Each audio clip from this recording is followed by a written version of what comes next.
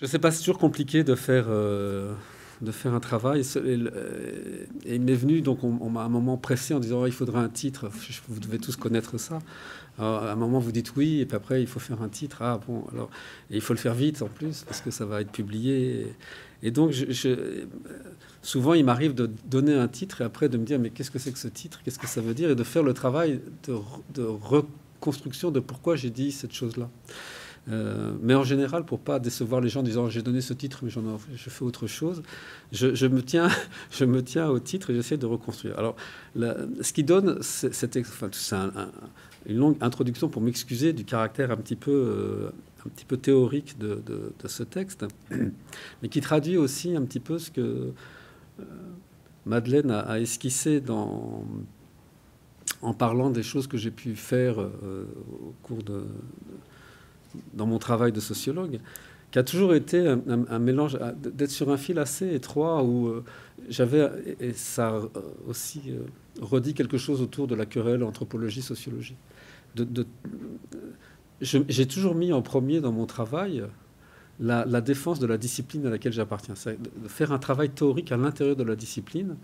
Et plus j'ai fait ça, plus je me suis rendu compte que mes collègues, ça ne les intéressait pas du tout. Donc il y a une sorte de plus en plus grand écart entre des gens, parce que nos disciplines ont été appelées à s'occuper d'objets et moins de parler de théorie, d'abstraction. On en avait assez, les sciences sociales, qu'est-ce qu'elles racontent, tout ça. Bon, parlez-nous d'objets, parlez-nous du monde. Et c'est une tendance qui m'a beaucoup énervé, je dois dire. Mais bien sûr, je me suis plié à la règle qui a consisté à avoir des objets. Et à partir des objets, mais à chaque fois que j'analysais un objet, alors Madeleine a dit une série d'objets, et vous voyez bien qu'il y a une succession dans le type d'interrogation que la société nous renvoie, ce que je trouve très très normal. Et j'ai suivi un peu ça, c'est en voyant, je sais pas, la montée du néolibéralisme que je me suis intéressé à la quantification, donc en voyant le développement de formes politiques alternatives ou en dehors des institutions que je me suis intéressé à la désobéissance civile, mais c'était très très lié aux affaires de quantification. On pourrait éventuellement en reparler si vous voulez. C'est parce que j'avais vu des phénomènes de désobéissance de gens qui ne voulaient pas remplir des fichiers informatiques et que c'était vraiment des gens qui se mettaient en désobéissance que ce phénomène m'est apparu comme important. Donc c'est des travaux antérieurs que je dirais ça.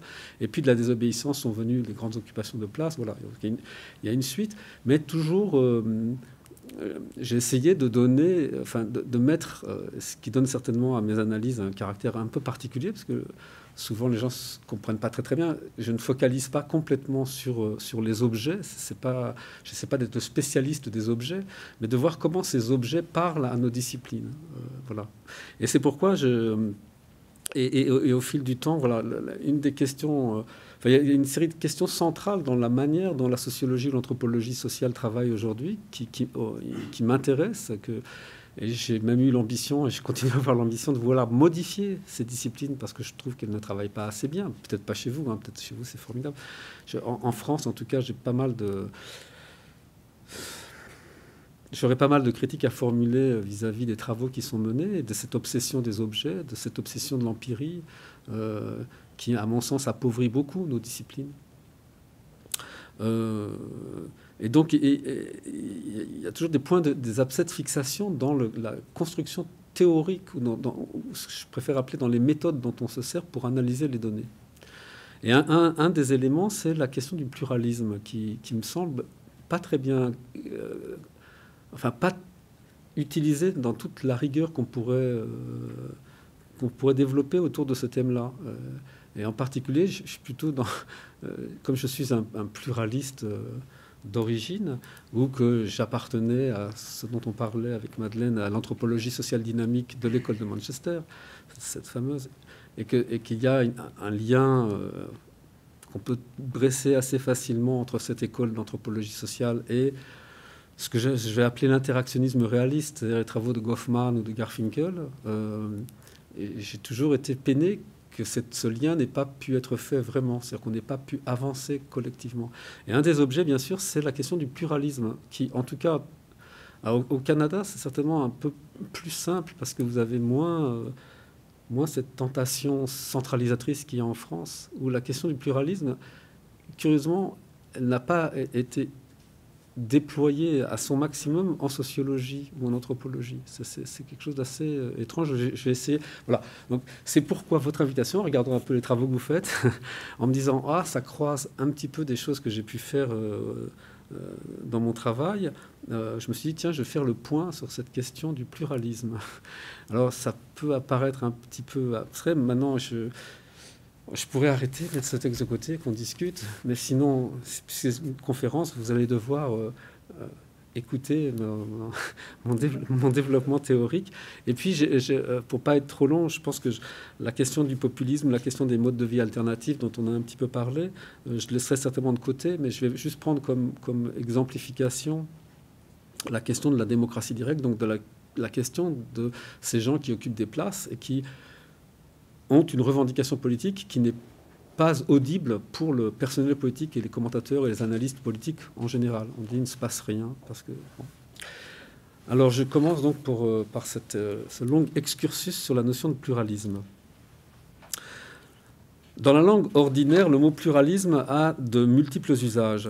Le plus couramment, il renvoie à un des piliers de la démocratie comme régime politique. C'est-à-dire le pluralisme, on dit, c'est la garantie de la liberté d'opinion qui s'exprime par le truchement des partis politiques ou d'organes de presse. Donc il faut que ce soit pluraliste et ça répond à l'objectif de la démocratie. Mais dans un usage un peu plus réservé, le mot qualifie la complexité, qu'il s'agisse de la complexité de la société, de la complexité du monde, de la complexité de la vie ou de la matière. Et donc des chercheurs doivent tenir compte de cette complexité pour expliquer une réalité ou un fragment de réalité en considérant l'ensemble des facteurs qui interagissent les uns avec les autres de façon structurelle ou aléatoire pour faire que la réalité soit ce qu'elle est, ou ce fragment de réalité. Il existe encore un troisième usage qui prévaut plutôt dans la recherche en sciences humaines et sociales. Là, le pluralisme renvoie à un phénomène, le rapport entre le tout et ses parties, qui s'applique aux relations entre individus et société, entre normes et déviances, entre reproduction et changement, entre tradition et innovation, entre centre et périphérie, entre État central et minorité, toutes sortes de phénomènes où un tout et ses parties sont mis ensemble. Dans ce cadre, la notion de pluralisme sert tout autant dans l'analyse de la diversité des sociétés humaines que dans celle de la formation de la connaissance. C'est-à-dire à la fois qu'est-ce que c'est qu'une société plurielle, mais à la fois comment est-ce qu'on peut savoir si le monde est si divers. Comment est-ce qu'on peut développer une connaissance. Avec bien sûr l'idée que si le monde est pluriel, comment faire pour que des gens s'entendent les uns avec les autres. C'est l'arrière-plan. Bon, l'argument que je voudrais défendre ce midi, c'est le suivant. Admettre l'existence d'un rapport entre le tout et ses parties revient à tenir le pluralisme pour un fait. Un fait, pour nous, scientifiques, normalement, c'est irrécusable. Or, ce fait continue à être nié, tout au moins dans les conséquences les plus radicales qu'il emporte. Donc, je voudrais, dans un premier temps, revenir sur ces conséquences radicales, en dégageant les difficiles questions de méthode que soulève la reconnaissance de ce fait, le fait du pluralisme, en particulier dans l'analyse de ces deux éléments clés de l'analyse de l'action, que sont la coordination, comment des gens se coordonnent, et l'intelligibilité mutuelle, qui est un des facteurs de la coordination. Dans une seconde partie, je voudrais montrer comment la réticence que la sociologie manifeste, ou une certaine sociologie, ou certains sociologues, manifestent encore à admettre le fait du pluralisme, se retrouve sur un mode moins théorique dans certains aspects de la vie ordinaire. C'est ce que je ferai en évoquant les travaux que je mène actuellement sur les mouvements de protestation politique qui réclament la démocratie directe. Je pourrais le faire aussi sur la qualification de populisme et sur l'adoption de modes de vie alternatifs, mais comme je dis, peut-être que je m'en abstiendrai pour qu'on parle.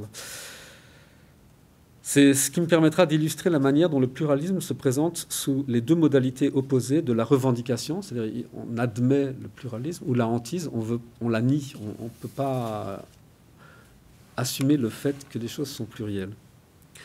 Donc je commence par le pluralisme comme fait. Dans le raisonnement sociologique, le pluralisme est une propriété constitutive et invariante de toute société humaine.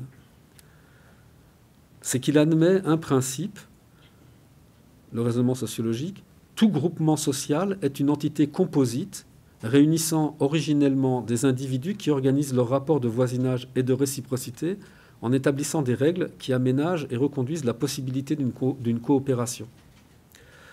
C'est ce principe que Durkheim résume sous une notion, c'est la notion d'association. Pour Durkheim, l'association, c'est un système de relations organisées qui confère à un groupement humain une réalité qui excède la simple somme des individus qui le composent. Ce fameux rapport entre conscience individuelle et conscience collective. Et Durkheim ajoute, et je le cite, « Le fait de l'association est le plus obligatoire de tous, car il est la source de toutes les autres obligations. » C'est dans les règles de la méthode. Pour Durkheim, la contrainte sociale ne procède donc pas de la conclusion d'un contrat, puisque les obligations qui naissent de l'association, du simple fait d'être ensemble, forment les conditions antécontractuelles de l'établissement de tout contrat. Pour établir un contrat, il faut déjà s'entendre sur quelque chose. On oublie souvent que, contrairement à ce qu'on affirme très régulièrement, Durkheim ne soutient pas que toutes les obligations émanent d'un même système de normes et de valeurs. Dans Leçons de sociologie, il propose une analyse de ce qu'il nomme le particularisme moral, c'est une notion qu'il utilise. Il l'utilise avec des pincettes parce qu'il dit, si je peux me permettre de dire le particularisme moral. Par quoi il entend que chacun des membres d'une société doit régler sa conduite sur une série de morales, au pluriel, qui sont de nature différente. Et donc il a une liste de morales, la morale universelle, les morales professionnelles, la morale civique, la morale contractuelle ou la morale domestique. Durkheim établit cependant une hiérarchie entre toutes ces morales. Il qualifie de secondaires les systèmes de règles et de sanctions qui sont propres à un cadre d'action particulier, par exemple à la maison, la morale domestique, ou dans les professions, des morales de médecin, de boulanger, de boucher. Et il tient pour première cette forme de lien qui unit la personne à la société globale dans laquelle elle est prise. C'est uniquement la morale contractuelle, propre à la définition d'un ordre social global, qui se découvre dans la codification que fournissent les lois d'un État. Dans Sociologie de la déviance, qui est un livre que j'ai commis, j'ai rappelé que Weber reprend le pluralisme moral de Durkheim à cette différence près qu'il envisage ces morales, cette pluralité de morales, comme des domaines de droit, au pluriel, des domaines de droit, qui coexistent au sein d'une même société. Un peu à la manière de Durkheim, il place le droit étatique au sommet d'une hiérarchie de niveaux de l'égalité, et comme lui, il tient que la pluralité de ces ordres normatifs ne remet pas en cause l'unité de la société. C'est-à-dire qu'on peut avoir une société et à l'intérieur d'elle énormément d'ordres de l'égalité différents.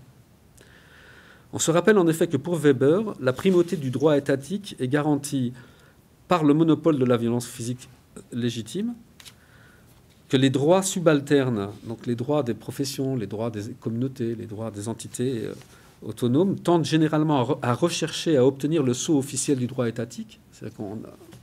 Bon, je vois que les têtes se remuent, donc je suis compris. Et donc Weber aussi soutient que l'ordre légitime en vigueur est rarement défié de façon radicale. Donc par exemple, à l'occasion d'un conflit militaire ou d'une révolution, enfin, c'est des événements qui arrivent très très peu souvent. La légitimité, en général, tient le choc. Voilà, donc deux auteurs canoniques qui, quand même, défendent un certain point de vue pluraliste. On retrouve la marque du pluralisme en philosophie, non seulement dans la phénoménologie, donc dans la fameuse idée de pluralité des mondes de Alfred Schutz, mais aussi dans le pragmatisme, donc la théorie de l'enquête de Dewey, et la philosophie analytique, donc la notion de forme de vie chez Wittgenstein, et dans la philosophie politique, avec la théorie de la justice de John Rawls. Alors je vais dire quelques mots de ces trois dernières approches afin d'étayer un aspect de mon argument. Je fais juste une petite pause. Madeleine a dit que j'ai écrit des ouvrages avec Sandra Laugier. Donc Sandra Laugier est une philosophe, c'est une Wittgensteinienne, une Cavelienne, une philosophe analytique avec qui nous travaillons depuis assez longtemps. Et je tiens beaucoup à cette collaboration étroite, constructive, fructueuse entre la sociologie et la philosophie. C'est assez rare pour être signalé. On ne peut pas le faire avec tous les philosophes. En général, pour ce qui est de la France, à l'heure actuelle, la séparation est à peu près totale entre les philosophes et les sociologues. Je ne sais pas ce qui se passe ici.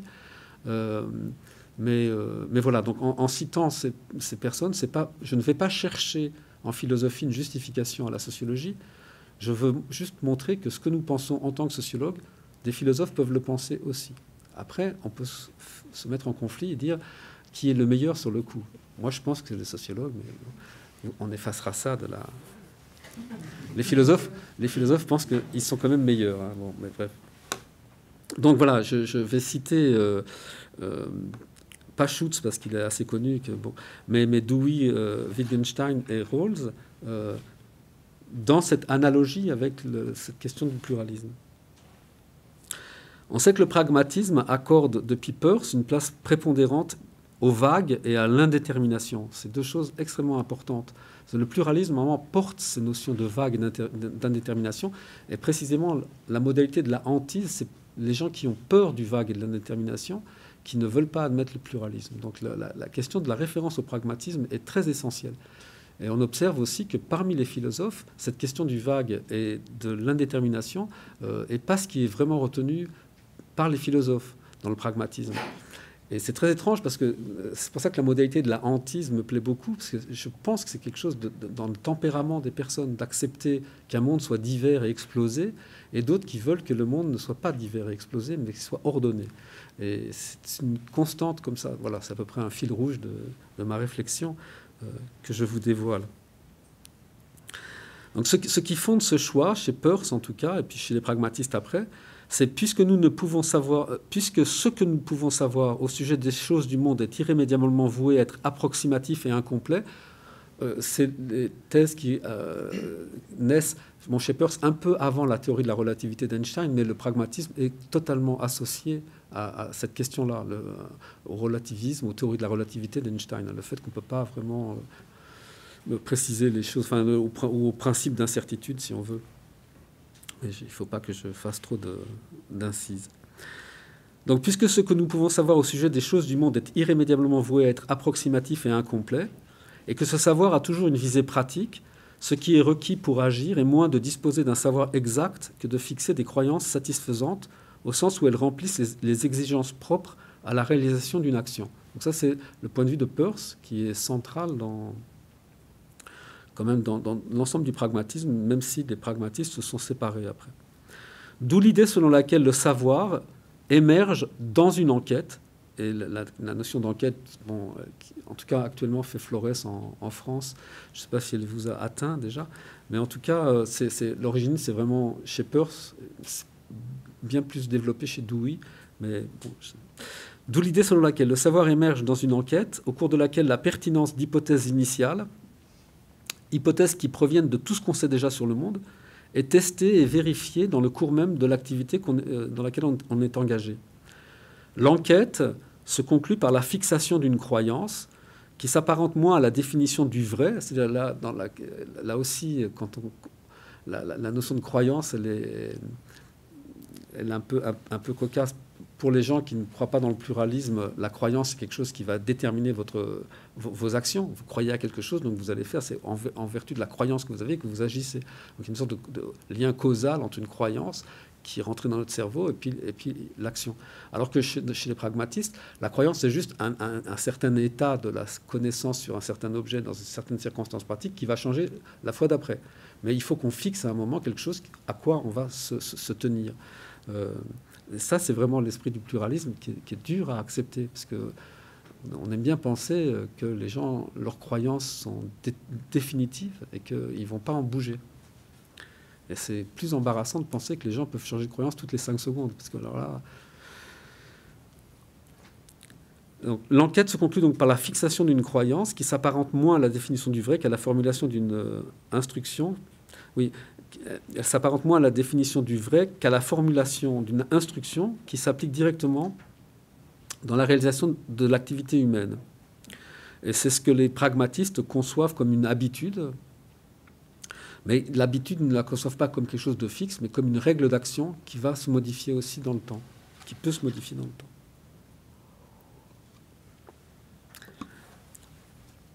Je continue un petit peu. Toute enquête naît dans une situation, dans ce que les pragmatistes appellent, ou Dewey appelle une situation indéterminée, c'est-à-dire qu'on se trouve toujours dans des situations qui ne sont pas déterminées, on ne sait pas ce qui va arriver. Et l'enquête vise à déterminer la situation pour qu'on y agisse de façon adéquate. Donc c'est pourquoi Dewey écrit « La situation, donc je cite la Dewey, se présente comme un arrière-plan et contrôle de toutes les expériences possibles. L'enquête n'est jamais le fait, je ne cite plus là, ça c'est moi, l'enquête n'est jamais le fait exclusif d'une conscience ou d'une pensée individuelle, et lorsqu'elle porte sur des problèmes publics, ce qui va être l'intérêt de Dewey plus tard, elle est réalisée par une communauté d'enquêteurs. Donc une enquête est menée par une communauté d'enquêteurs. Ce qui implique que les membres de cette communauté puissent articuler ensemble des éléments dont la définition leur est approximativement la même. Si c'est une communauté d'enquêteurs, il faut, pour que cette communauté existe, qu'il y ait des points d'accord, qu'on dise on parle de la même chose. Ce qui est difficile si on considère aussi le vague et l'indétermination dans laquelle on est. Donc la notion d'enquête déplace un peu la question de la normativité. Pour Dewey, les individus choisissent les valeurs et les normes auxquelles ils confèrent une autorité, et ils peuvent suivre ou critiquer les valeurs qu'ils se sont choisies eux-mêmes. Donc il y a une sorte de rapport très étrange qui inverse complètement le sens qu'on donne à la croyance. Si je peux choisir la norme et l'utiliser comme je veux, à quoi sert une norme ? Cette conception dynamique de la normativité a un certain air de famille avec celle qu'on trouve chez Wittgenstein, qui écrit, je le cite, « Ce qui doit être accepté, le donner, ce sont des formes de vie ». Donc, je vais essayer d'expliquer comment l'esprit du pluralisme rentre dans cette notion de forme de vie. Alors, pour le dire je ne sais pas si Wittgenstein a fait une percée fulgurante au Canada aussi. Bon, je peux l'espérer. La notion de forme de vie arrive chez lui sous deux modalités, une au pluriel et une au singulier. Et il y a une grande discussion sur les uns qui considèrent les formes de vie au pluriel et d'autres qui considèrent au singulier. Ça fait une grande différence parce que d'un côté on est en pure philosophie morale, de l'autre côté on est en philosophie de la connaissance et en philosophie de l'action. Et moi, bien sûr, je défends le point de vue du pluriel des formes de vie, les formes de vie et pas une forme de vie. Donc je vais essayer d'expliquer la forme de vie. La notion de forme de vie se bâtit sur le célèbre aphorisme de Wittgenstein, la signification, c'est l'usage. Alors, dans la signification, c'est l'usage, enfin, c'est une maxime un peu raccourcie, c'est embarrassant parce qu'on n'a pas une signification en conditions déterminantes fixes. Si la signification dépend des usages qu'on fait, des mots dont on se sert, ben, la signification, elle change aussi toutes les 5 secondes. Donc ça, c'est le point de vue fort. C'est-à-dire, il n'y a pas de signification qui peut être donnée dans des termes de dictionnaire. On définit des notions. Mais c'est l'usage qu'on fait de ces notions dans un cadre d'action qui est la signification. Mais le problème, c'est que l'usage, c'est ce que tout un chacun fait des mots d'une langue, qu'elle soit naturelle ou vernaculaire, lorsqu'il parle ou lorsqu'il agit. Ce qui pose bien sûr une question, c'est dans la mesure où tout usage est singulier, comment deux usages pourraient-ils être appréhendés de façon identique par deux individus ? Qui est la question que la sociologie a toujours posée. C'est-à-dire que les philosophes sont, quand même, ils ont une position plus simple, puisqu'en gros, ils s'occupent de la personne, de sa conscience, du sujet, et nous, on s'occupe de l'ensemble des gens ensemble. Alors, on n'est pas dans une même perspective, en gros. Donc, et cette question se posera peu à des philosophes, de savoir comment deux usages peuvent être les mêmes pour deux personnes, parce que sinon, ils ne pourraient jamais se comprendre. Les sociologues se sont posé la question, mais comment ils se comprennent s'ils ont des usages différents ? Et ils ont trouvé que c'était possible. Donc, c'était quand même un grand progrès.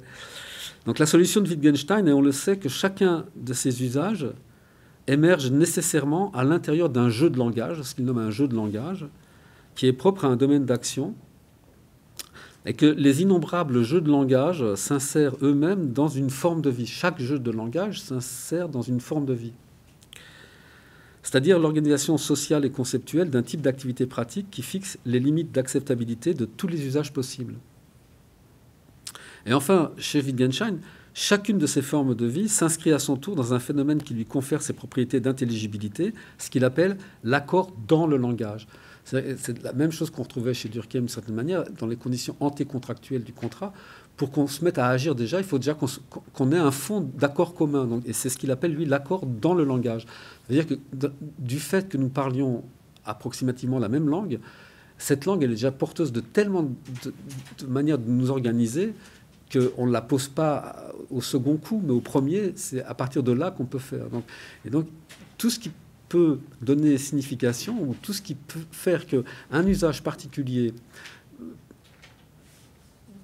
soit intelligible à quelqu'un d'autre, c'est parce qu'il y a tout ce dispositif de l'usage, du jeu de langage, de la forme de vie et de l'accord dans le langage. C'est-à-dire qu'il y a un gros bloc.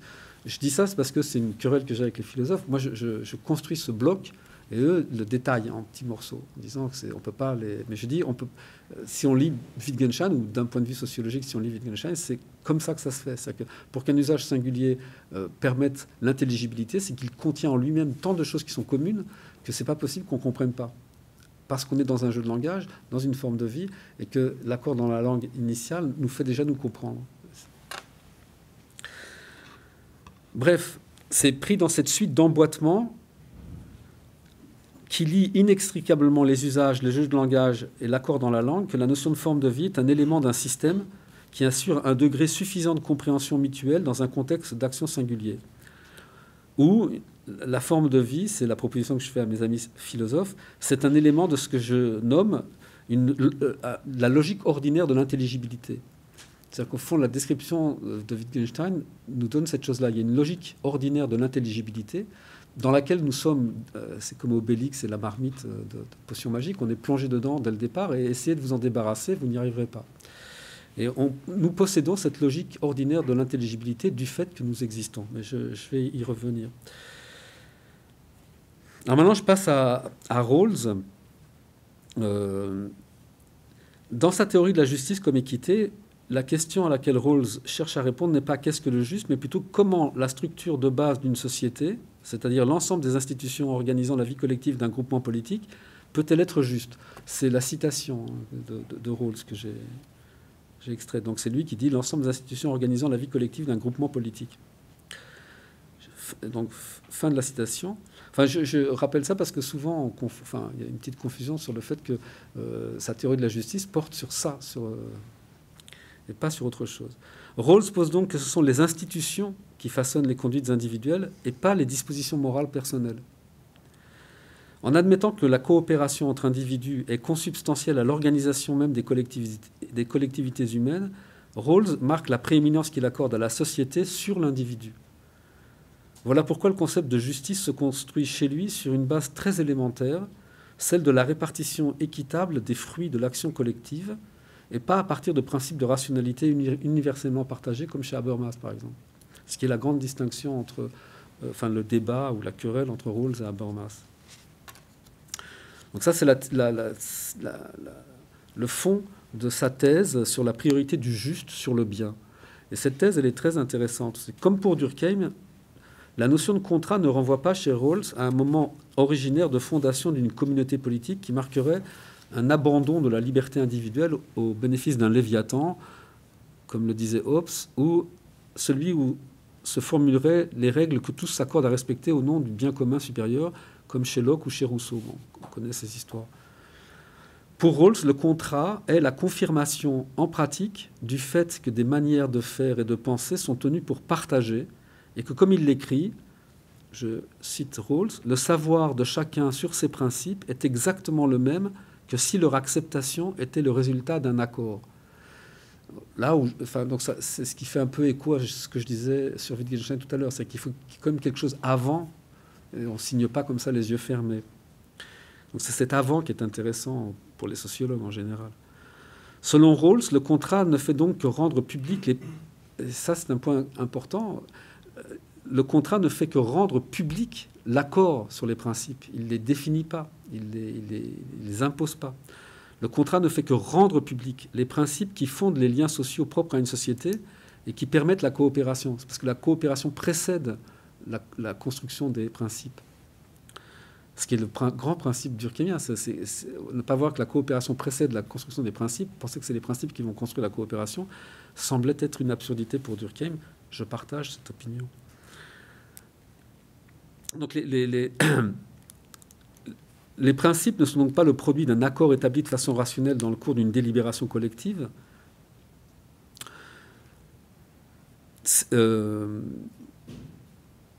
Bon, c'est une éventualité dont Rawls, je l'ai dit, récuse d'ailleurs absolument qu'elle puisse jamais advenir en raison d'un principe qu'il tient pour fondamental, ce qui le sépare d'Habermas. Ce principe, chez Rawls, c'est l'impossibilité d'obtenir une conception unique du bien.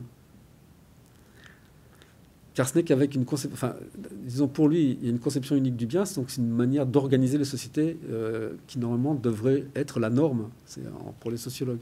Alors s'il n'y a pas une conception unique du bien, s'il y a pluralité des conceptions du bien, alors il y a pluralité normative aussi. Hein, c'est ça l'idée. C'est donc en éprouvant constamment le fait qu'ils font usage de principes de justice identiques, c'est-à-dire qu'ils ne leur préexistent pas, c'est qu'on s'aperçoit c'est ce qu'on fait. Donc c'est en éprouvant constamment le fait qu'ils font usage de principes de justice identiques que les membres d'une société réussissent à conclure des désaccords raisonnables, donc c'est les notions de Rawls, qui entretiennent le consensus par recoupement, donc c'est aussi la notion de Rawls, qui permet de résoudre les conflits qui les unissent et les opposent. Ce qui est à peu près la position actuelle sur la démocratie. Hein. C'est comment est-ce qu'on peut avoir des antagonismes qui ne détruisent pas la collectivité. C'est à peu près, on trouve ça chez Rawls, dans ces idées de désaccord, un désaccord raisonnable ou un consensus par recoupement, qui sont des choses un peu molles, un peu floues, mais qui permettent en fait la vie collective. Bon, j'en ai fini avec ces trois philosophes, et donc je conclue, je résume en faisant, comme on dirait en américain, un point. Admettre le fait du pluralisme, comme le font chacun à sa manière Durkheim, Weber, Dewey, Wittgenstein ou Rawls, conduit à déplacer l'intérêt analytique vers les pratiques que les individus mettent en œuvre pour s'orienter dans le monde et y agir. Donc ce n'est pas le cadre normatif, un cadre normatif qui serait imposé, mais c'est ce que les gens font qui est premier dans l'affaire. C'est également ce que fait l'interactionnisme réaliste lorsqu'il prend comme point de départ de ses descriptions la pluralité des ordres normatifs et la capacité que tout membre d'une société manifeste à passer de façon fluide de l'un à l'autre de ces ordres lorsqu'il est engagé dans une action en commun. Donc voilà, la première conclusion radicale, c'est celle-ci, intégrer en sociologie la pluralité des ordres normatifs et surtout, parce que la pluralité, bon, vous connaissez certainement les travaux de Boltanski et Thévenot, on peut très bien faire des typologies, mais ce qui est important, et c'est aussi ce que je vais y arriver, ce que Goffman disait, les typologies servent à rien, c'est juste des principes de classement. Et si les typologies existent, ce qui est important, c'est comment on passe de l'une à l'autre, pas du tout comment on se fixe dans une ou dans l'autre. Et la théorie de Boltanski et Thévenot, le reproche que je peux lui faire, c'est ça, c'est qu'on ne pense pas du tout au fait que ce qui est important dans leur fameuse cité, c'est pas du tout le fait qu'elles existent, ce dont on peut douter d'ailleurs, mais c'est surtout le fait que les gens passent de l'une à l'autre constamment. Et donc le point d'intérêt, c'est comment ils passent de l'une à l'autre. Qu'est-ce qui fait que... Alors que, bon, normalement, dans le principe des cités, les gens sont figés d'une certaine... C'est-à-dire qu'on ne pourrait pas se comprendre d'une cité à l'autre, en gros. Donc voilà, ça c'est les deux premières conséquences radicales. Et je dois dire, elles sont difficiles à admettre. Hein. Dans le travail empirique, c'est très compliqué de se mettre dans cette disposition, d'avoir une pluralité des ordres normatifs et de s'en tenir à ce que les gens font. C'est assez compliqué. Donc je reconnais que les gens puissent avoir la hantise de cette idée-là. Alors je passe au deuxième point, qui est le pluralisme dans l'analyse sociologique. Le temps passe, hein. Pour fonder sa sociologie compréhensive, Max Weber a posé que les phénomènes sociaux sont constitués d'éléments de nature si disparates qu'il est vain de prétendre pouvoir les expliquer en les réduisant à une seule de leurs dimensions, qu'elles soient historiques, politiques, morales, économiques ou pratiques. Donc il en a déduit la notion de pluralisme méthodologique, alors que souvent on dit que c'est le fondateur de l'individualisme méthodologique, mais en fait, non, c'était plutôt un pluralisme méthodologique, parce qu'il disait qu'on ne peut pas rendre compte d'un phénomène social uniquement par une de ses dimensions. Et ce pluralisme méthodologique porte une double récusation, celle du point de vue moniste, qui réclame l'alignement des formes de l'explication en sciences sociales sur celles qui ont cours dans les sciences naturelles, et celle de la validité exclusive de la démarche positiviste pour l'analyse en sciences sociales. Bon, cette position a éveillé la fameuse opposition entre expliquer et comprendre qui a embarrassé la sociologie, enfin les sciences sociales pendant assez longtemps. Cette querelle s'est un peu éteinte depuis que Van Vrijt, enfin, si on connaît ses travaux, a fixé la différence entre, en tout cas, je pense que cette distinction doit être connue, entre deux modes d'explication téléologiques. Les explications téléologiques sont la nature des explications en sciences sociales. C'est-à-dire quel est le but qui est visé par des acteurs. Donc, Van Vrijt a distingué entre une explication téléologique qui est de nature causale, lorsque la relation appréhendée paraît impliquer un rapport d'antécédent à conséquence susceptible de tomber sous une loi.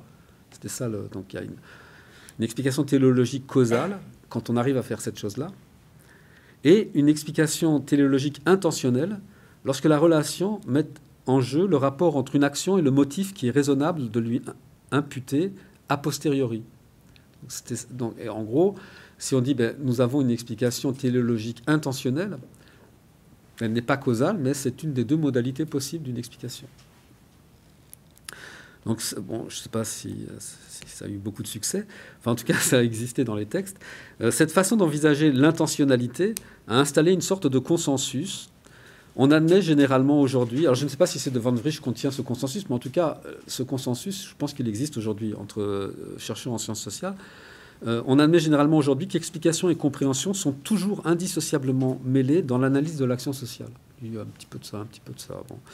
Même si, comme Jean-Michel Berthelot l'a noté, les différents paradigmes qui informent cette analyse, l'analyse de l'action sociale, en tirent des conclusions dissemblables. Donc il y a un article que j'aime beaucoup de Berthelot qui montrait comment l'analyse de l'action sociale répondait à quatre paradigmes différents.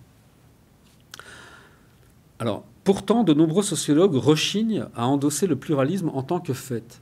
Donc, il y aurait pas mal d'arguments pour dire bon, c'est pas tellement grave, on peut le faire, et en plus c'est un fait, il faut que nous l'admettions. C'est-à-dire d'admettre le pluralisme comme une dimension constitutive de la vie sociale. Ils y voient un danger, soit de dissolution du collectif, on sait plus, soit une dérive individualiste et subjectiviste, soit la remise en cause de la possibilité de rendre compte de la réalité de façon cohérente. En tout cas, c'est un défi à toute tentative de généralisation pour ces gens qui craignent ça. Bref, le pluralisme met en danger le fait d'appliquer les règles de l'explication scientifique en sciences sociales. Et ce serait pourquoi les gens, une partie des gens le récuseraient ou on en aurait peur. D'où leur inclination courante à écarter le pluralisme de leurs analyses, sauf à le reconnaître sous la modalité des typologies. L'interactionnisme réaliste, alors je fais une petite parenthèse, ce que j'appelle l'interactionnisme réaliste, donc l'interactionnisme, c'est une tradition bien connue, je la divise en trois, qui me semble utile il faut toujours le rappeler. Il y a l'interactionnisme symbolique que Herbert Blumer a tiré de Mead, qui met l'accent sur la personne, le sujet, son expérience propre. Donc ça, c'est l'interactionnisme symbolique. Il y a un interactionnisme constructiviste, qui est celui de Berger et Luckmann, le fameux... Et sous interactionnisme réaliste, je range les travaux de Goffman et de Garfinkel et consorts, comme on dit. L'ensemble de ces gens, dont je vais expliquer un peu la perspective, qui consiste à se mettre du point de vue de l'action et des interactions, mais d'un point de vue réaliste. C'est ce point de vue réaliste que je vais essayer d'expliquer. En popularisant la notion de définition de la situation, donc, qui est quand même la notion clé pour les gens qui pensent qu'il y a une pluralité de significations, donc chacun définit la situation comme il l'entend, problème donc, qui est venu de la part des déterministes ou des positivistes, mais si chacun définit la situation comme il veut, de quoi parle-t-on? Bon. Mais en tout cas, comme vous le savez, cette notion de définition de la situation, elle est le fond de commerce de l'interactionnisme. Donc en popularisant la notion de définition de situation qui est fondée sur les thèses pragmatistes, je rappelle que Dewey et Mead étaient enseignés à Chicago aux gens qui sont devenus des interactionnistes après, et la phénoménologie, celle de Schutz, donc mais vous voyez, c'est à deux périodes différentes. Donc le pragmatisme, c'est au début du XXe siècle, et Schutz, c'est dans la deuxième partie. C'est pour ça que la première, disons, la queue de comète, c'est Goffman, et Schutz et les phénoménologues, c'est Garfinkel et l'ethnométhodologie. Mais qui, comme vous le savez, ont entretenu un constant dialogue et un travail en commun où ces deux, ces deux origines du travail sociologique se sont mêlées. Donc, en faisant tout cela, la tradition en tout cas en introduisant la notion de définition de situation, la tradition interactionniste a récusé la conception unitaire de la réalité sociale et a introduit le pluralisme en sociologie. Examinant ces thèses, Goffman, donc c'est dans l'introduction de Frame Analysis, conclut que les solutions que les interactionnistes apportent aux problèmes que pose le pluralisme ne sont pas satisfaisantes. C'est d'où le fait qu'on puisse le caser ailleurs que sous le label d'interactionnisme symbolique ou même constructiviste. Je renvoie donc à l'introduction de Frame Analysis. Hein, il y a un texte comme ça sur 15 pages où il explique pourquoi ça ne le convainc pas. Donc elles ne sont pas satisfaisantes, ces solutions, parce qu'elles tendent à produire la description d'une société stable et homogène qui résulte d'une procédure de construction conjointe de la réalité. Donc ça, Goffman n'accepte pas. Pour lui, la force du pluralisme ne réside pas dans la remise en cause du monolithisme par la mise en évidence d'une diversité de registres de description, mais tient tout au contraire à deux engagements de méthode. C'est là ce qui, à mon sens, est la marque de du réalisme de l'interactionnisme. C'est reconnaître l'irrémédiable vulnérabilité du monde social.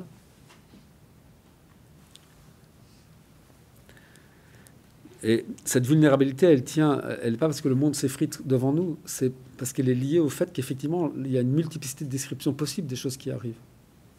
Et donc, d'un moment à l'autre, en fonction des échanges qu'on peut avoir, la définition ou l'idée qu'on a d'une scène qui s'est déroulée peut changer. Et donc, la réalité sociale est vulnérable dans ce sens-là, pas dans un autre sens. Et le deuxième point, c'est qu'il faut admettre que tout individu parvient instantanément et sans trop de peine à réaliser les ajustements et les réinterprétations que suscitent et appellent les réactions d'autrui dans le cours de l'action. Les réactions d'autrui étant ce qu'on ne sait pas ce qui va arriver. On ne sait pas comment les gens vont réagir. Alors ce qui est intéressant, enfin dans ce qu'à la fois Goffman et Garfinkel ont pu faire, mais et plein d'autres gens autour d'eux, hein, je prends eux comme c'est que précisément le flux d'action ne s'arrête jamais. Donc le grand mystère, c'est comment ça se fait que même si on ne se comprend pas, on arrive quand même à se comprendre, enfin à faire suivre une action. Et ça, c'est le mystère que le pluralisme pose, mais qu'on peut écarter en disant c'est pas grave, de toute façon, il se passe quelque chose et je vais l'expliquer par des variables externes. Hein, Mais dès lors qu'on se pose la question de comment ça se fait à l'intérieur, ça devient plus compliqué. Et donc, il faut accepter cette chose que chacun, donc c'est quelque chose qui a à voir avec les compétences cognitives des individus ou les compétences d'intelligibilité. Et donc, admettre que tout un chacun, et ça aussi, c'est une chose qui heurte parfois, chaque individu parvient instantanément et sans trop de peine à réaliser des ajustements. Instantanément et sans trop de peine, ça veut dire qu'il ne faut pas rentrer comme avec Habermas dans une délibération rationnelle pour savoir mais qu'est-ce que tu as bien voulu dire, mon ami? Parce que simplement, on n'a pas le temps de le faire dans l'action. Donc on arrive à réaliser les ajustements et les réinterprétations que suscitent et appellent les réactions d'autrui dans le cours d'une action. Alors comment Goffman rend-il compte de la manière dont se réalise la coordination de l'action si chacun a une interprétation particulière de ce qui se passe? La solution qu'il apporte à cette question consiste à poser que, bien que les objets et les événements ne possèdent pas une définition unique et déterminante, ils n'en sont pas moins des phénomènes aux allures relativement stables. Donc, ce qui se passe autour de nous est relativement stable.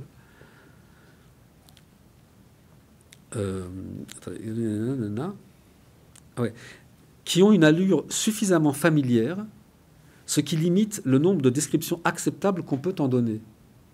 Dire les gens disent n'importe quoi. Non, ils disent exactement dans le cadre de ce qui leur arrive. Par exemple, ici, dans ce cadre-là, il y aura un certain nombre de descriptions possibles et d'autres qui sortiront du cadre. Et celles-là, on ne les acceptera pas.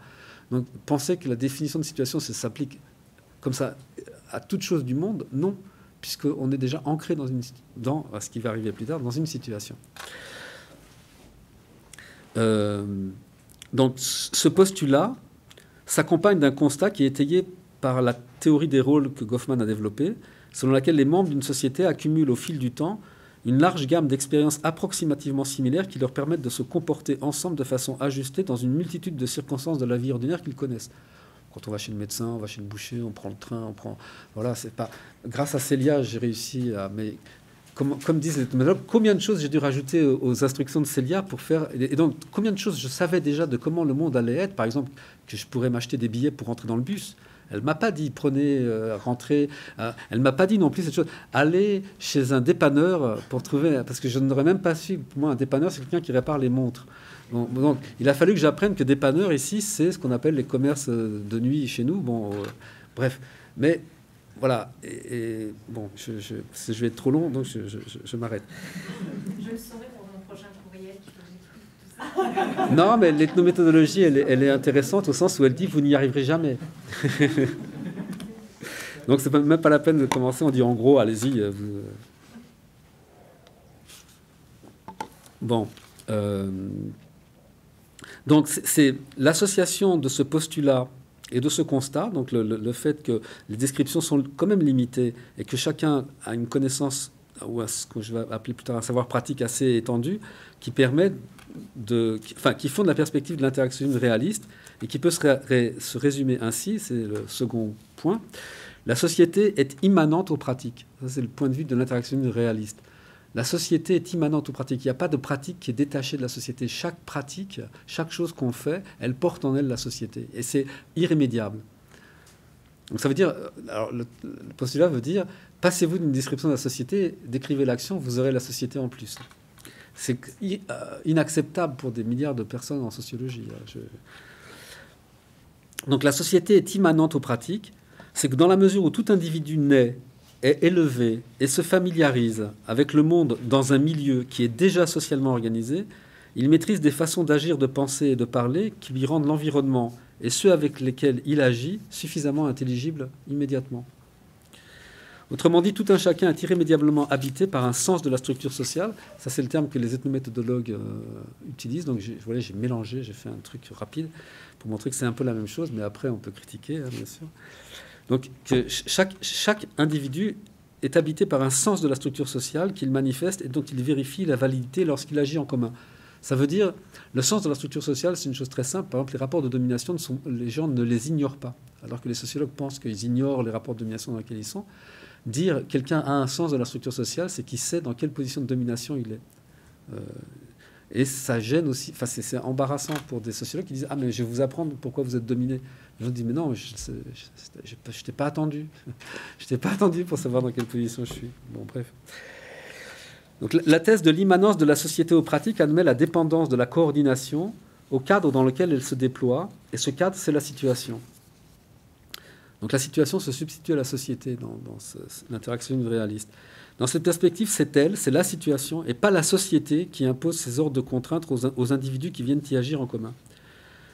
C'est bien la définition qu'en donne Goffman, pour qui une situation est une sorte d'enveloppe, une membrane, dit-il, hein, qui découpe une partie du monde social et opère à la manière d'un filtre qui sélectionne, parmi toutes les contraintes qui pèsent sur les individus, et il y en a beaucoup, celles qui possèdent une pertinence pour l'activité pratique singulière que la situation organise. Par exemple, être chez le médecin, ça porte une série de contraintes qui suffisent à ordonner votre action.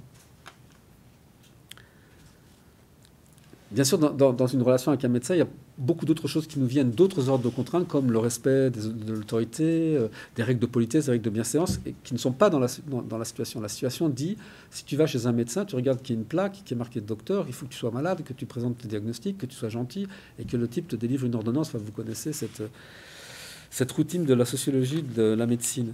Donc la situation elle-même, elle a un ensemble de contraintes et on s'aperçoit que les gens les respectent. Et un patient aura rarement l'outrecuidance de parler comme un médecin. Et quand il le fait, ce qui arrive maintenant grâce à Internet, hein, il est vite remis à sa place. Hein, il n'y a pas de... Bon. Ou il sort. Ces contraintes d'acceptabilité, enfin il sort, il est viré quoi, monsieur Laporte. Ces contraintes donc ce que j'appelle les contraintes d'acceptabilité qui sont inhérentes et internes, sont fichées, inhérentes aux propriétés matérielles et conceptuelles d'une situation. Donc les propriétés matérielles c'est le physique et conceptuel c'est tout ce qu'on sait de ce que ça doit être, de ce qui doit s'y passer. Et comme il y a tout lieu de penser que les membres d'un même groupement social sont amenés à participer à une multitude d'activités pratiques communes, on peut supposer qu'ils partagent, même si ce n'est que de façon très approximative, un très large registre de situations. Et c'est ça qui fait qu'on sait se débrouiller dans la vie en général. Il faut cependant pousser l'analyse un cran plus loin. Pour Goffman, la notion de situation nomme une forme typique et stabilisée d'environnement. Là, je parle de frame analysis et je le fais pour montrer la conséquence que ça a sur la fameuse capacité ou compétences cognitives des individus. Donc dans frame analysis, la notion de situation nomme une forme, enfin est renommée une forme typique et stabilisée d'environnement, ce qu'il appelle un cadre primaire dans frame analysis. Et ce cadre primaire organise de façon préalable l'activité pratique qui doit à un moment ou à un autre venir s'y dérouler. C'est-à-dire que une relation médecin-patient, c'est n'importe quel médecin, n'importe quel patient. La personnalité et du patient, ça va jouer bien sûr après, mais le cadre est déjà fixé avant. il y a une position ou un rôle de médecin, un rôle de patient, et il existe indépendamment de nous. Et donc l'activité qui doit se dérouler, elle est organisée de façon préalable par la situation. La situation fournit, enfin le cadre primaire fournit des critères qui sont disponibles et impersonnels, qui permettent d'attribuer une intention et de juger de la responsabilité des coûts que les individus produisent. Et le point important, c'est l'impersonnalité de cette chose-là. C'est que quiconque serait dans cette situation devrait faire ces choses-là. L'intelligibilité d'un cours d'action dépend du fait qu'une personne, c'est la phrase que j'ai inventée à un certain moment, fait un usage personnel des règles d'impersonnalité. On vit dans l'impersonnalité. Toutes les règles s'appliquent à des gens qui remplissent des rôles. Et éventuellement, nous avons, une petite marge de manœuvre qui est le fait qu'on fait un usage personnel de l'impersonnalité. Mais l'impersonnalité est le phénomène premier. Goffman admet... Ah oui, donc... oui, j'allais sauter cette chose qui est importante. Donc, elle fournit des critères qui sont disponibles et impersonnels, qui permettent d'attribuer, le cadre primaire fournit des critères qui permettent d'attribuer une intention et de juger de la responsabilité des coûts que les individus produisent, afin d'ajuster leur conduite aux circonstances changeantes du déroulement de l'action. Et ça, c'est ce qu'il appelle les cadres secondaires. Donc, les cadres primaires, c'est des choses qui fixent, d'une certaine manière, le type d'action qu'on va faire. Mais après, les cadres secondaires, c'est la manière dont on va, à l'intérieur d'un cadre primaire, faire évoluer les choses, faire avancer les choses. Et qu'est-ce que ça signale, ces cadres secondaires? Donc, Goffman admet que les individus disposent d'une aptitude à produire ce qu'il appelle des transformations et des modalisations. Enfin, souvent, je me semble pas dire une bêtise en disant que Frame Analysis n'a pas été un bouquin qui a fait le succès de Goffman et que les gens ont plutôt trouvé que c'était absurde ce qu'il racontait. Malheureusement, je suis dans la frange des gens qui trouvent que c'est assez génial. Mais dans cette distinction-là, en disant qui fait rentrer la notion de transformation et de modalisation, c'est-à-dire le fait que notre usage personnel de l'impersonnalité vient du fait qu'on va faire changer les choses à l'intérieur d'un cadre qui est déjà relativement fixé. Mais les cadres secondaires, c'est justement ça, cette capacité à produire des transformations et des modalisations. D'où j'en ai tiré. En un mot, tout individu déploie ce que j'appelle des procédures de conceptualisation ordinaire, donc les modélisations et transformations. Quand on regarde ça de près, dans des activités pratiques, c'est très compliqué de faire une transformation, une modélisation, parce qu'elle est totalement contrôlée par la situation elle-même. Donc il y a tout un boulot qu'on ne voit pas, qu'on peut détailler dans des données, par exemple, de comment quelqu'un a fait une réponse, par exemple, comment on produit une réponse. Pour produire une réponse, il faut que ce soit à la fois original, nouveau, mais cadré et dans les normes d'impersonnalité. Et comment on fait tout ça en une demi-seconde, enfin une nanoseconde? Et pourtant, on fait ça. Et donc moi, j'ai engagé mes collègues sociologues à arrêter le temps. C'est ce qu'on fait. On arrête le temps et on dissèque, on regarde comment ça se fait. Et quand on dissèque ça, on s'aperçoit que il y a une richesse absolument incroyable d'activités qui se font très, très rapidement et dont les sciences cognitives ne peuvent pas rendre compte. C'est surtout ça aussi le point d'après. C'était de montrer qu'à partir de là, on peut dire que les sciences cognitives se trompent dans leurs analyses et que la sociologie aura beaucoup plus de poids et de force à décrire ce qui se passe, parce que ce qui se passe est socialement orienté, et pas du tout cognitivement, neuronalement orienté. C'est parce qu'on doit faire ce travail d'ajustement aux choses de l'environnement, que ces choses sont sociales elles-mêmes, que l'activité du cerveau dans l'action, elle est celle de quelqu'un qui socialise, qui ce que j'appelle conceptualise. Alors, comme ça pose des problèmes, j'ai appelé ça la conceptualisation ordinaire, mais c'est un véritable travail de théoricien que n'importe qui doit faire pour répondre.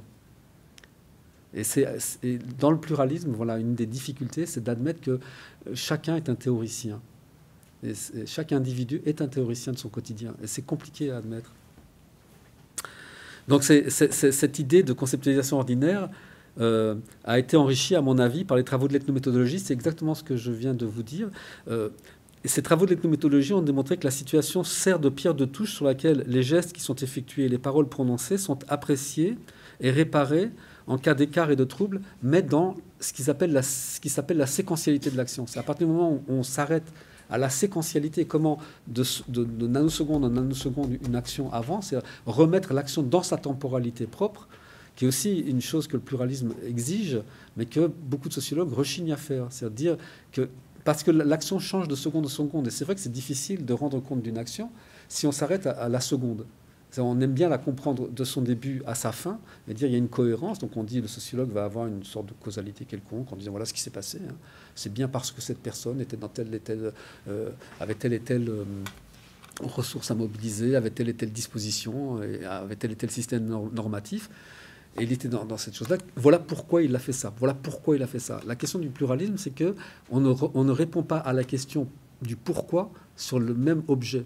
On répond à pourquoi, comment quelqu'un a conceptualisé quelque chose. Et ça intéresse... Enfin, je vais peut-être m'arrêter là-dessus. Ça intéresse assez peu les sciences sociales. Mais par contre, dans le débat qu'on pourrait avoir si on avait des sciences sociales assez développées avec les sciences cognitives, je trouve que c'est essentiel. C'est un point très crucial. Je ne le dis pas totalement de façon extérieure, parce que j'ai participé dans des groupes avec des cogniticiens, des gens de ces sciences-là, des psychologues expérimentaux ou des neurobiologistes. Et c'est vrai que c'est intéressant. On a des domaines qui sont très, très séparés, et c'est très compliqué de faire admettre alors je le dis violemment, la primauté de la sociologie sur les sciences cognitives. C'est très, très difficile à faire. Mais j'aime bien ce combat. J'essaie de temps en temps de convaincre que c'est intéressant de le faire.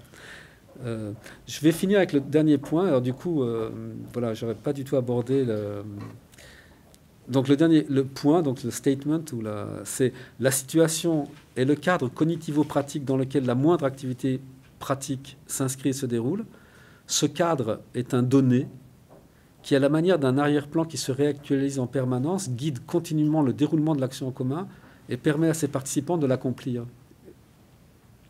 Voilà pourquoi le fait du pluralisme, loin d'interdire la possibilité d'une intelligibilité mutuelle, est au contraire ce qui suscite la constitution du savoir pratique qui s'exprime dans la formation du jugement ordinaire, donc dans l'accomplissement de la coordination de l'action.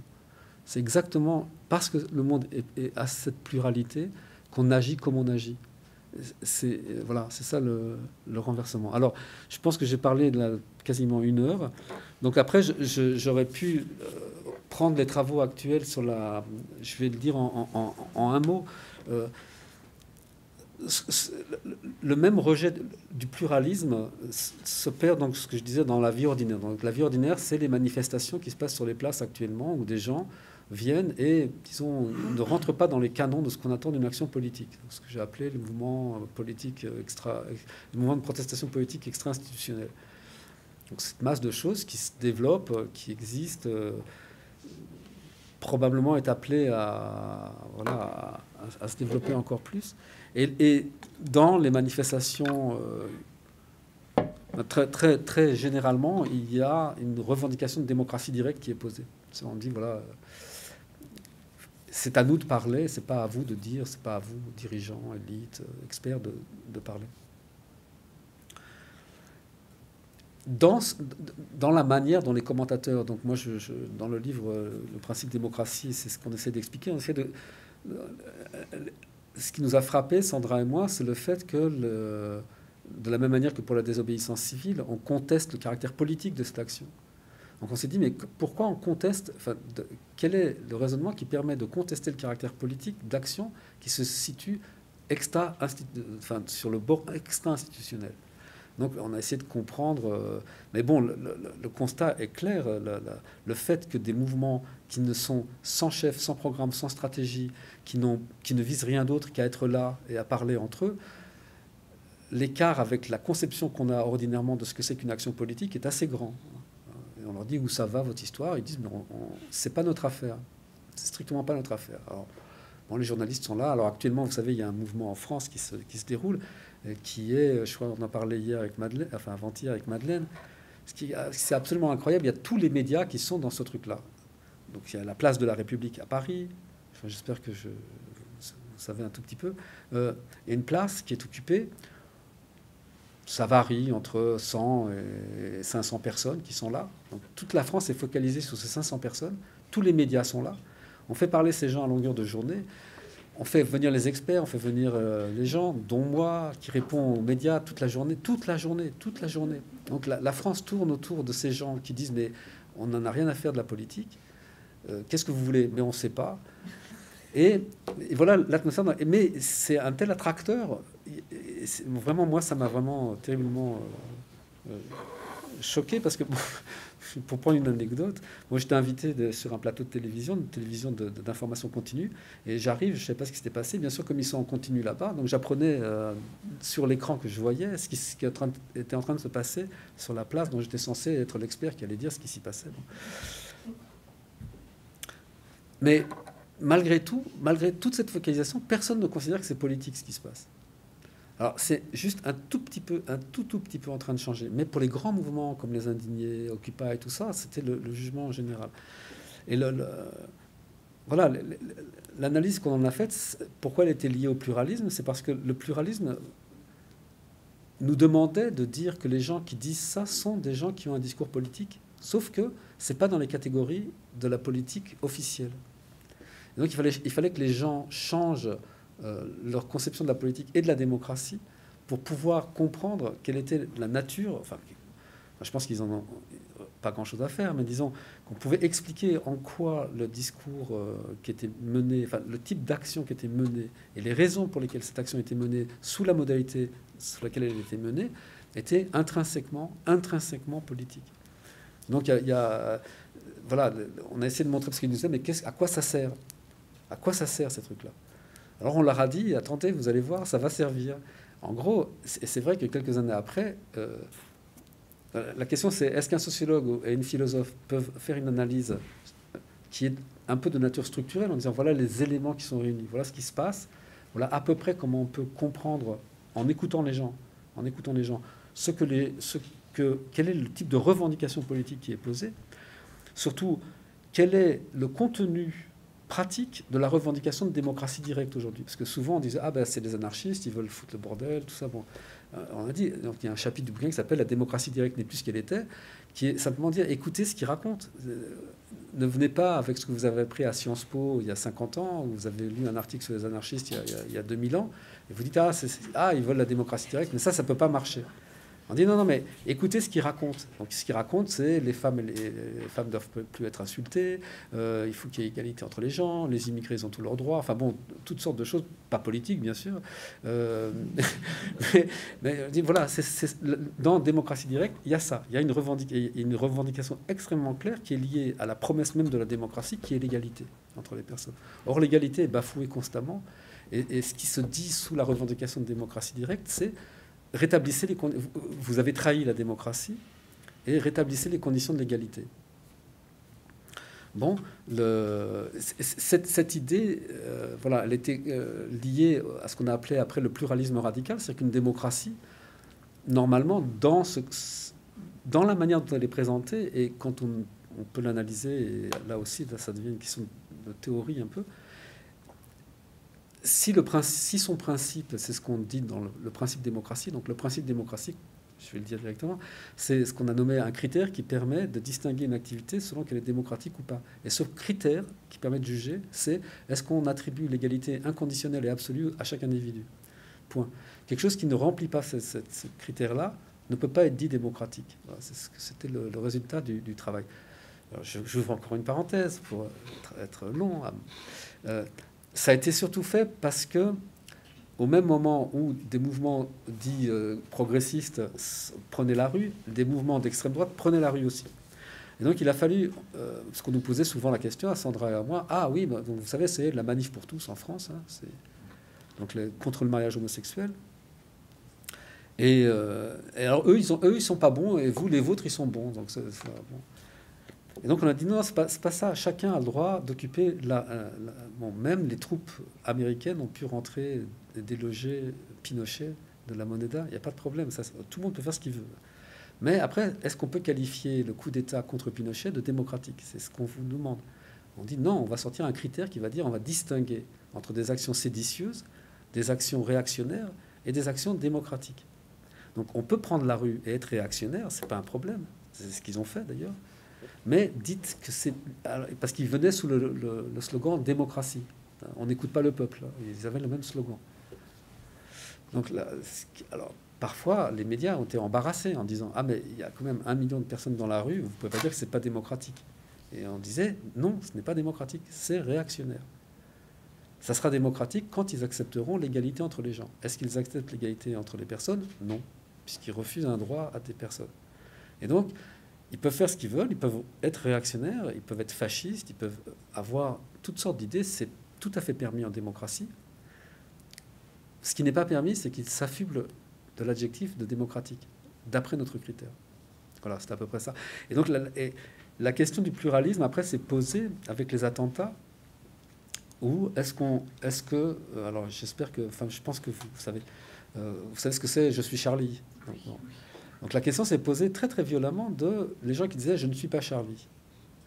Et donc on a fait avec Sandra un texte comme ça qui essaie d'expliquer pourquoi dans une démocratie, même les gens qui disent je suis Charlie ont droit absolu à la parole. C'est-à-dire que, alors qu'elle était exclue, c'est-à-dire qu'il y avait vraiment une interdiction pour un tas de raisons, bon, peut-être que vous imaginez, mais voilà. Donc on a dit l'espace public démocratique se définit par le pluralisme, par le fait que chacun peut développer une opinion, c'est consubstantiel à l'idée même, et interdire que des opinions s'expriment est déjà une drôle d'entaille dans l'idée de la démocratie. Donc voilà, le pluralisme radical, c'était ça.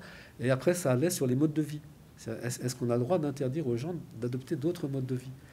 Et pareil pour le populisme, bon, ça c'est la chose sur laquelle je travaille actuellement, qui est la question bien sûr de l'identité. Est-ce qu'une identité peut être multiple ou plurielle, ou est-ce qu'elle ne peut être qu'unique ? Alors, j'avais un tout petit souci pour le populisme, et j'étais content de dire que mon texte est trop long, je ne vais pas aborder ça, parce que je suis pas je ne sais pas quel est le...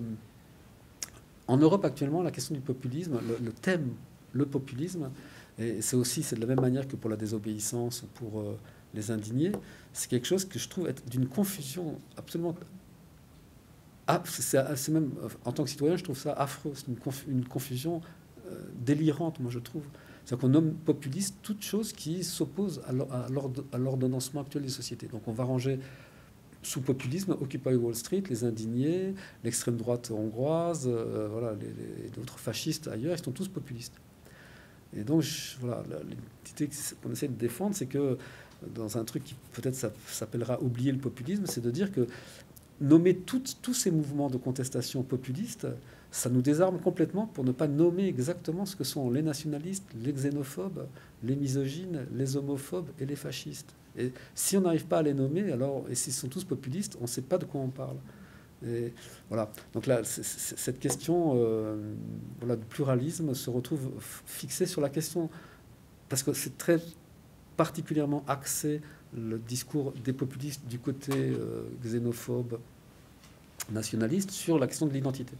Et qui est traduite, alors dans le cas européen, c'est pour ça que je suis pas... Enfin, encore après, je me suis dit, au Québec, quand même, ils sont sensibles à ça, sur la question de la souveraineté, qui est une grosse question pour moi. La question, enfin, c'est... enfin, aussi la question que je travaille actuellement. Est-ce qu'une souveraineté... Enfin, au nom de la souveraineté, que dit-on ? Voilà. Jusqu'où va-t-on ? Et en particulier en termes d'étouffement du pluralisme. Voilà, je vous remercie de votre attention. Merci.